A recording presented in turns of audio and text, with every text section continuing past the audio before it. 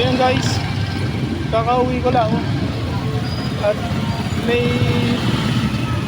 surprise ako kay mama. So hindi niya alam na umalis ako. Dahil may binili ako. Tingnan nyo guys, kung ano yung binili ko.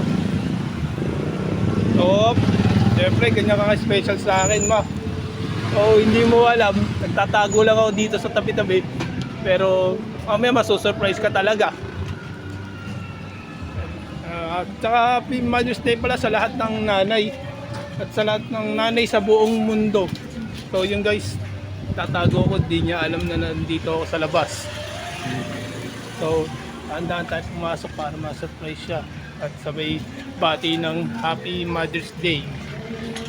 Okay, let's go guys, let's do this. Let's do this. Ayun, kinakabahan ako guys.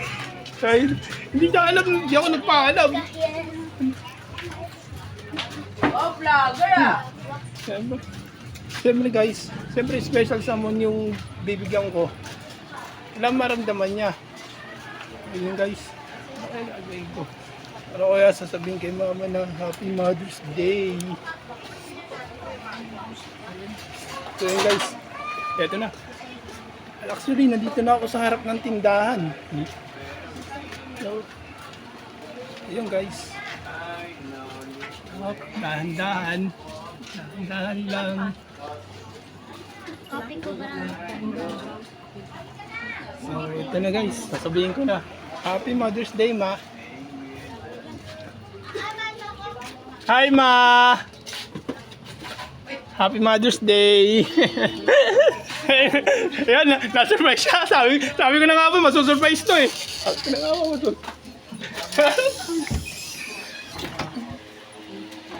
Diyan na ako, hindi ako nagpaalam ha.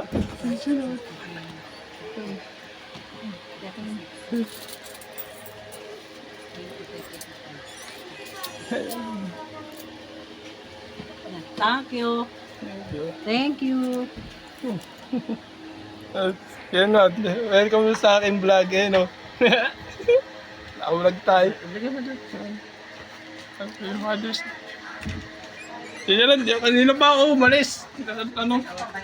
Oo. So yun guys, na-surprise natin si mama.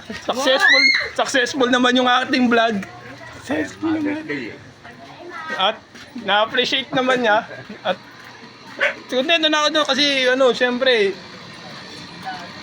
contento na ako kasi naipakita rin natin yung pagmamahal natin sa kanya bilang nanay kahit na nag-iisa lang siya ngayon. So yun guys, hanggang dito na lang.